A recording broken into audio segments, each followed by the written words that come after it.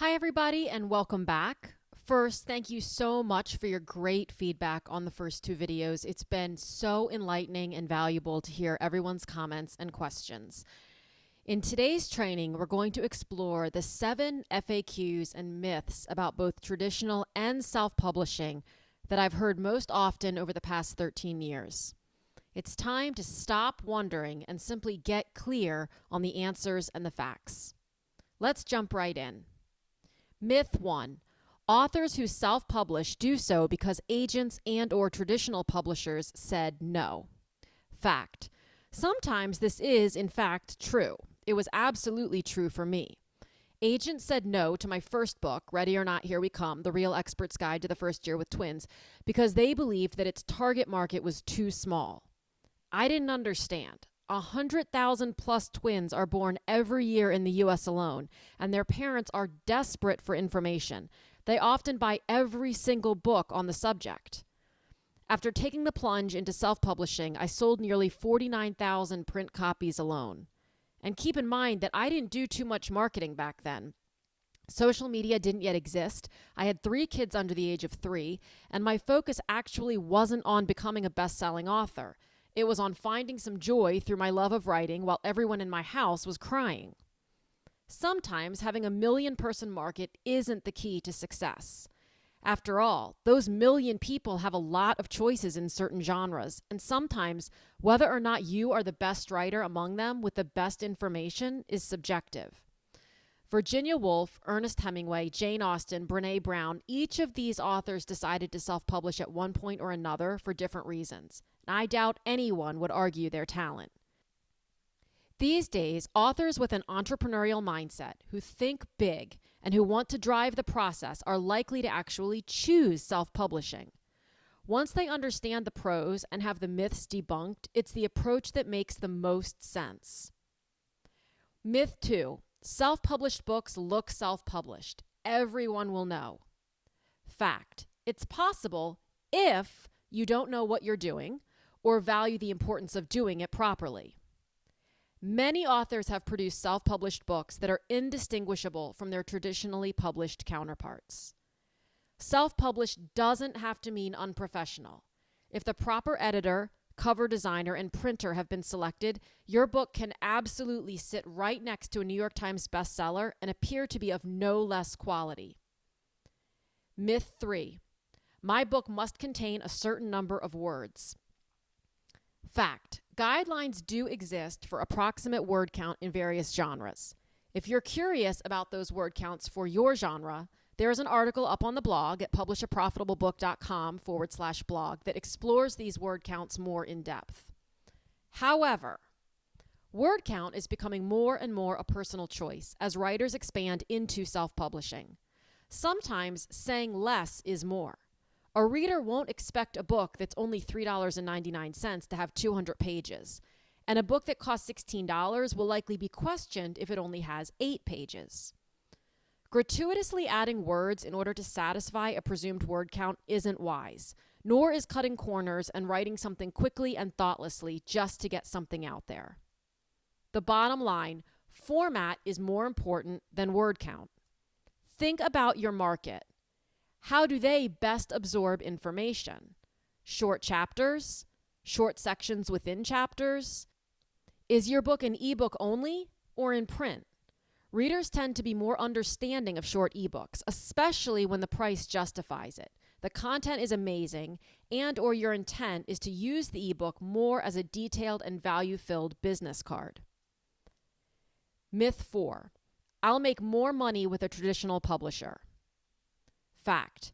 This may well be the biggest myth circulating.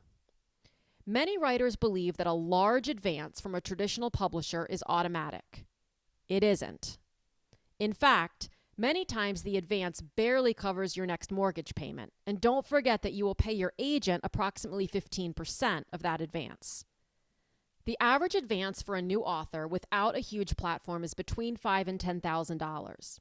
The advance is based upon, among other things, how many copies of the book the publisher expects will sell. Notice that I said how many copies of the book the publisher expects will sell, not how many books they expect to sell, as the latter implies that the publisher is doing a great deal of marketing.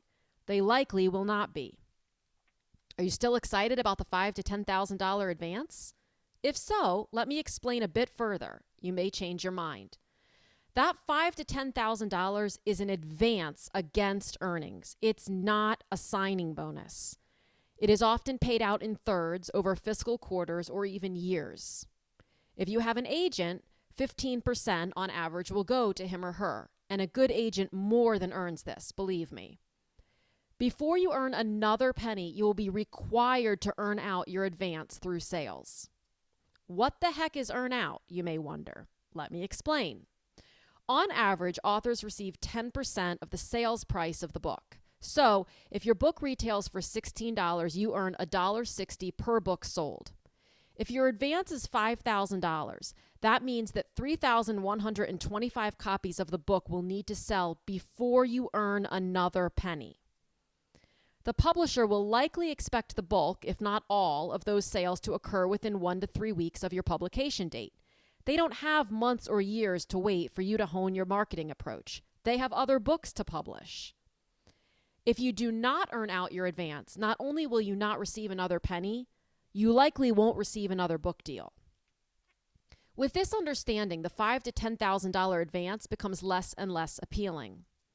As I've said before, I'm not 100% for or against any publishing paradigm. What I am 100% for is authors having all the information so that they can make the best decision for themselves and their project. If working to secure an agent, waiting for a publisher to sign on, receiving a $5,000 to $10,000 advance paid out in thirds minus agent fees, waiting 12 to 18 months for your book to be available, having little to no input on cover design or interior edits, and being in charge of virtually all of the marketing, only to have the publisher keep 90% of the earnings works for you for whatever reason, go for it. But if all that makes your stomach turn, know that there is another way. Myth 5, I can't go from self-publishing to traditional. Fact, you absolutely can. It's been done many times, and many authors have actually gone the other way. Frankly, once you publish yourself, you may not want to go traditional, or you may for one reason or another, but you will consider the pros and cons of both and determine which works best for your next project. Myth 6, if I had a traditional publisher, I wouldn't have to do my own marketing. Fact, after the fact that an advance is not a signing bonus, this is likely the biggest myth when it comes to traditional publishing. The reality is that, in all likelihood, you will be expected to do virtually all of your own marketing and pay for it. Whether a book tour, book signings, emailing your list, social media campaigns, speaking engagements, or a combination of all of the above, your marketing plan is, in fact, part of your book proposal. A publisher will want to know exactly how you are going to earn out your advance and what your budget is for doing so. When hybrid or vanity presses tell you that PR is part of the package you are purchasing, please keep in mind that anyone can call themselves a publicist. All marketing is not equal, and you will not have any control over the past experience, approach, or amount of time committed by the marketing rep you are assigned. Myth 7. The reach I can have and the money I can make as a self-published author is limited. Fact. Your success depends upon the quality of your work, the strength of your niche, and your marketing efforts, plain and simple. Writing is lucrative less often than not, whether you are traditionally or self-published. That's a simple, non-debatable fact. But with self-publishing, you get to have and keep control. Your limits are defined only by you. Have you heard of Mark Dawson? Mark is a British thriller writer who earned upwards of $1 million last year as a self-published author, selling primarily through Amazon.com. Mark is but one example, and there are plenty more. No viable business is foolproof, and all require effort, dedication, and commitment. But there are 3 main reasons so many authors are turning into entrepreneurs when it comes to book sales.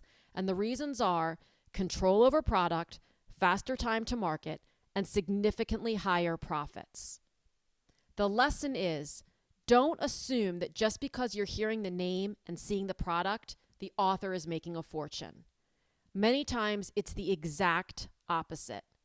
Authors who fly under the radar are profiting, while those who are traveling all over creation, appearing on talk shows and in Costco and Target, have second and sometimes third jobs in order to make ends meet. Things are not always the way they seem. Sometimes things are exactly what you make them. Up next, I cannot wait to share an amazing project I've been putting together for the past year for those of you who are ready to take this training to the next level. So keep an eye on your inbox, and don't forget to like, comment, and or share this video with friends who have thought about publishing a book, get easily bogged down in overwhelm, and would appreciate a step-by-step, this is how you get it done approach. I'll talk to you again soon.